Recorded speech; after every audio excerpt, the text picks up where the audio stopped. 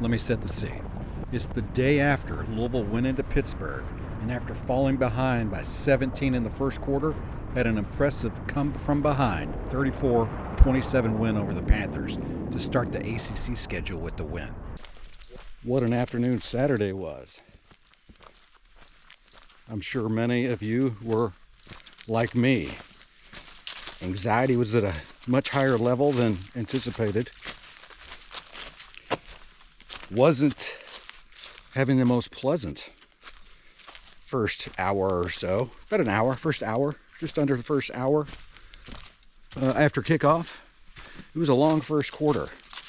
It was a first quarter to forget, but it was a first quarter that Jeff Brom and the Louisville Cardinals can use to improve. And I believe they did in the game. Tying it up at 17-17 and a 10-point deficit, tying it up 27-27 before Miller Moss throws his third touchdown of the game, finding Nate Kariski with a fantastic catch in the corner of the end zone to give Louisville a 34-27 win. Cardinals remain perfect on the schedule.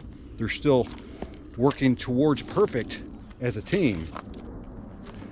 But hey, they're stacking wins and they're getting better.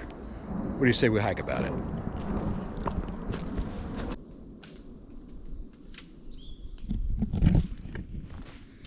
I'll tell you what, Pittsburgh came out hunting Cardinals in that first quarter. Added a few new wrinkles to their game plan on defense and offense. Already a very aggressive defense. They continued to bring more guys than Louisville could block, reminiscent of what the Cardinals saw against James Madison. This time, Louisville responded in game. Made a big difference. Same thing on the other side of the ball. Pittsburgh came out making Eli Holstein looking fantastic. And he did enter the game leading the ACC in yards per completion. Just over 14 yards, I think like 14.2 yards entering the game per completion, which is a nice number. He ended up getting picked off multiple times. Antonio Watts, big play. TJ Quinn with a big play, but there were big plays throughout. Kind of once we got through that first quarter to forget or remember. It's good to remember it, because if you remember it, it makes the comeback so much sweeter. So here's what we got coming up on this episode of Let's Hike. We're going to grade the offense. We're going to grade the defense. We're going to grade the special teams.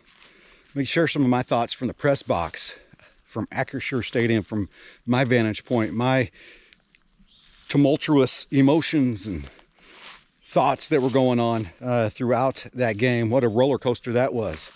Then we'll give a little look-see to Louisville's upcoming game against Virginia. Doesn't that look a little different after the Cavaliers had a big storm in the field incident up in Charlottesville as they defeated Florida State in overtime? So we're going to dig into all that. The helmet stickers have already been posted. If you haven't seen them, check the description.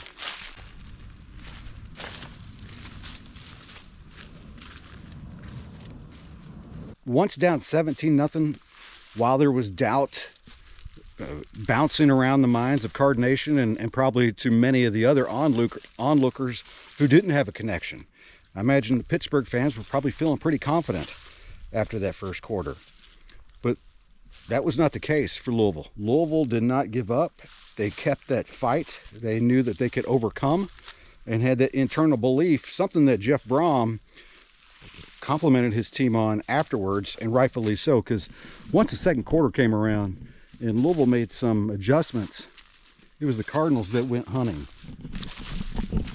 All right. So the offense, just dismal in the first quarter. I mean, when you think about the performance in the first quarter, the first thing that jumps out, at least to me, is the pick six that went 75 yards to really put an exclamation point on Pittsburgh's hot start in that game. And it was certainly one that some people were starting to get some nails out to start hammering on the coffin for Louisville. But Miller Moss, Chris Bell, Colin Lacey, the tight ends, the offensive line, the coaching staff, none of them had that mindset. Since they're not hanging their heads, since they don't think it's over, since they haven't thrown in the proverbial towel of surrender, at least mentally, when a gift presented itself, the Cardinals took advantage of it. The fair catch call that was ruled a fumble and ended up in Louisville's favor. Cards are going to score. You've got the muffed punt. Cards are still focused. They recover. You get a touchdown. Still, despite the ugly start, their mindset was still focused on getting the W. And because of that, they were able to overcome that sluggish start. Great to see Duke Watson and Isaac Brown back. Duke gets dinged up in the game and comes back, which was great to see that. But Pittsburgh's rush defense was the real deal, and they kept the Cardinals' ground game in check and put that on, basically, as we discussed in the last Let's Hike, Miller Moss was going to have to do something to help Louisville to have Louisville win that game, and he certainly did so. He punched it in from 1 yard out for a rushing touchdown, his second of the season. Threw for 339 yards, including 3 touchdowns that came after that pick six. Ended up being a pretty dang good outing for Miller Moss. Considering the play of Chris Bell, 10 receptions, 135 yards, career highs.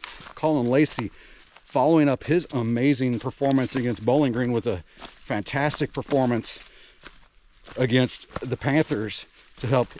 He and Chris Bell combined for over 200 yards receiving in that game.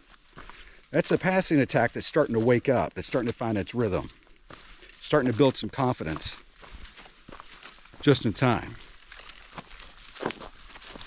Despite the struggles in the running game, despite the first quarter struggles and the ability to bounce back, kind of bumps the grade up a little bit.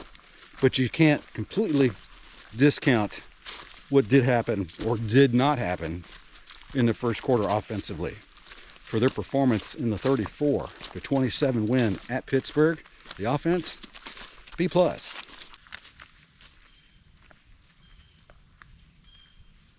Defensively, one of the things that I was really looking forward to seeing in this game was how this defense, which has been pretty lights out through 3 games, would play. Could they match their play, their intensity, their performance, their output of those first 3 games when they met their first Power 4 conference team? And initially, in that first quarter, there were certainly concerns. I don't think so. And this comes with running back Desmond Reed, the star running back for the Panthers, out. And you saw quarterback Eli Holstein and their running ability find success early in the game. And the former Louisville Cardinal, Blue Hicks, with a big touchdown catch. But initially, it looked like, wow, were those first 3 games just kind of like a smoke screen to what was to come? But one of the notable things for the defense, it wasn't until the last minute or so of the game until Pitt picked up its first down off a 3rd down. They converted their first 3rd down during the last couple of minutes. That's, I think, a better way to say that. Louisville, I think overall, Pittsburgh was I think they finished 1 of 11 on 3rd down attempts. That's saying something about your defense. Sure, it had some its moments, but they rebounded in the second half. Obviously, you have what is likely a touchdown drive, if anything, at least a field goal for Pittsburgh. Antonio Watts with just another spectacular highlight interception that was reminiscent of what he did against Washington in the Sun Bowl to solidify that victory. TJ Quinn with a couple of interceptions to helped solidify the victory. And as TJ said after the game, should have had 3. So their response to a rough start, just like on offense, that's kind of going to boost your grade up a little bit. Impactful turnovers from multiple players. The consistent ability to stop drives on 3rd down. The defense continues to shine. Despite the early question marks in the first quarter, early returns after game 1 against the Power 4 program, yeah, they look like they can continue to play like they have been. I think that might be just who they are. A- for the defense.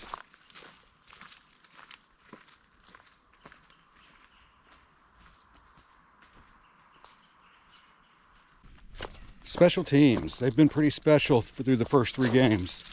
We've seen school records from the kicking department, both Nick Keller and Cooper Ranvier. We've seen Colin Lacey setting and equaling school records with his return efforts. So how'd they do against Pitt?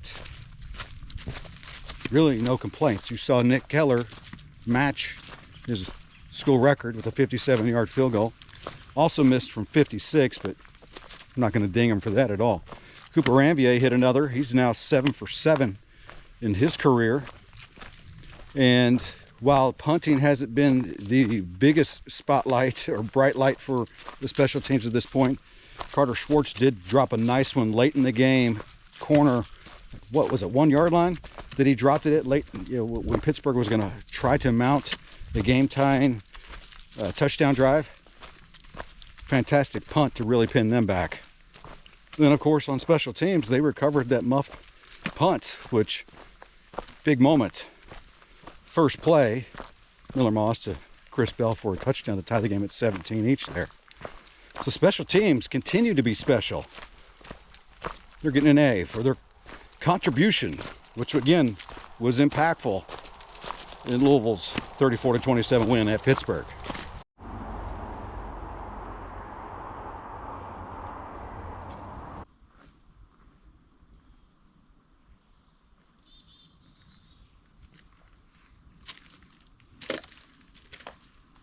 So for some thoughts from the press box, like everybody else, it was a roller coaster. Pre-game, my thoughts were kind of, as you're getting through the rush of, hey, the ACC's game day injury report is out, or the anticipation even more so was the bigger distraction, in my opinion, than the actual report. The report comes out and kind of works in Louisville's favor. It looks like it's 2 star running backs. 2 of its many star running backs, Duke Watson, Isaac Brown, were listed as game time decisions. That was a positive. Pittsburgh reported their running back, Desmond Reed, was out. And at that point, I was thinking about my preseason pick. And earlier in the week, I was clearly on the fence on which way to go, because it was really hard to read what this Louisville team was going to develop into after these first 3 games. Showed a lot of positive signs, but a lot of unfortunate signs as well. Ended up picking the Cardinals to win 30-26, and when that injury report came out, I kind of relaxed a little bit. So it was pretty close on the final score, but the road to get there was certainly the one that was not anticipated. Overcoming 2 double-digit deficits to do so, 17-0 in the first quarter. You fight back to tie it up 17-17, and the Panthers drop a 10 on you right before the end of the half to take a 27-17 lead at halftime. Defense comes out, they pitch a shutout in the second half. But it was an emotional roller coaster, and initially my thoughts were like, wow, this whole lead up has just been a focus on what Louisville is going to do on the ground, at least nationally, mostly again throughout the fan base, because the focus was on, hey, is Isaac Brown and Duke Watson going to play? They both played. And so I'm kind of left after all that with, so where are we? Sure, Louisville's still 4-0, undefeated on the season. They picked up a huge road win in the ACC. What a way to start your ACC play, picking up a victory on the road. But still, let's not discount what happened in the first quarter. Adjustments were made. Team performed better. Team came back twice to pick up the win. Is 2, 3, and 4th quarter Cardinals the Cardinals we can expect moving forward? I think so. I wavered on my 10-2 season projection last week, kind of knocked it down a notch to 9-3, and I indicated their first loss of the season could come to Pittsburgh. They avoided that. Should I push it back up to 10-2?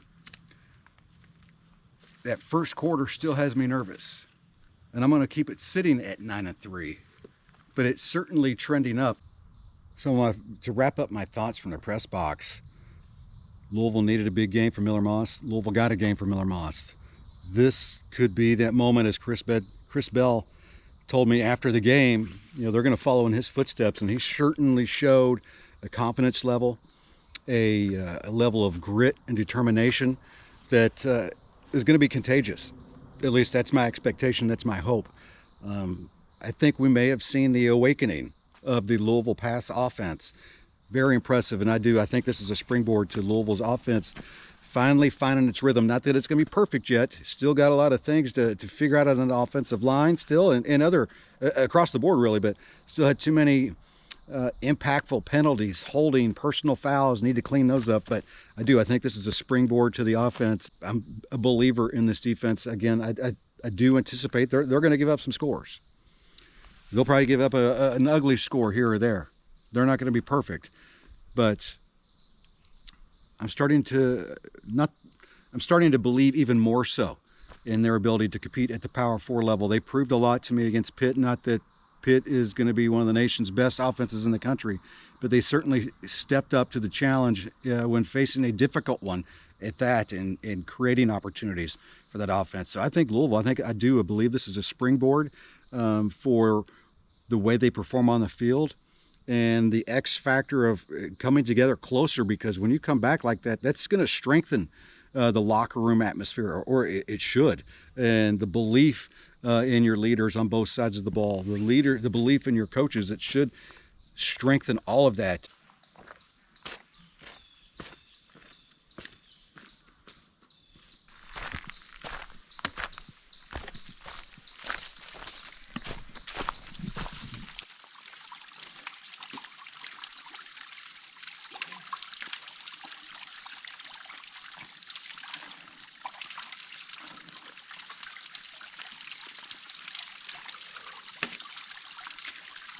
That's cold.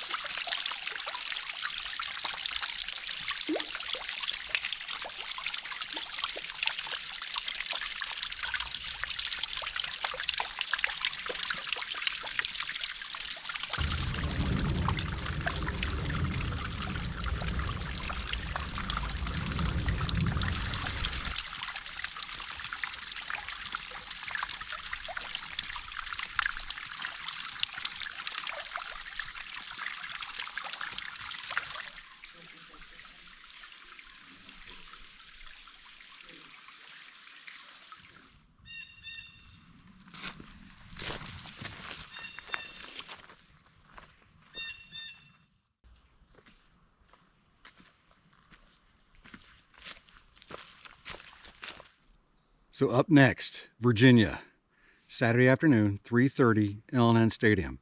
It's a game that I quickly picked Louisville to be the victor of when I was doing my preseason picks, and haven't wavered from that at all. Not wavering now. Although the game does seem like it's going to be quite a bit more formidable for the Cardinals than it did when I made that preseason projection. The Cavaliers coming into L&N Stadium at 4-1 overall. The Cardinals open as an early 6.5 to 7-point favorite, depending on where you look. ESPN FPI still has Louisville about a 56% chance of winning the game. When I look at the Cavaliers, yes, they beat Florida State. Yes, they're off to a 4-1 start. Well, just looking at their last game, again, a thrilling win for the Cavaliers. They gave up over 500 yards of offense. You could split it right down the middle on how it came. Over 250 yards through the air, over 250 yards on the ground. That seems like it's Louisville's walking into a good situation. Virginia showed they could put up some yards of their own. One of the things I'm looking forward to the offense is, as well as the defense, come out and play gangbusters from the get-go. The Pitt game wasn't the first time we've seen a slow or sluggish or ugly start for the Cardinals, so need to be more clean, more crisp from the get-go. Offensively, eliminate those personal foul penalties. there's no need for that. And you do that, and that's a big plus already. You're getting much closer to crisper and cleaner. I like Louisville's chances. I'll have my pick up at Cardinal Authority later on in the week, but I like the Cardinals picking up win number 5 at L&N Stadium this weekend against Virginia. Complete pregame coverage all week at cardinalauthority.com. So game 4 taught us a lot about these Louisville Cardinals. More so probably than the first 3 games. The offense can win through the air, even with the ground game struggling.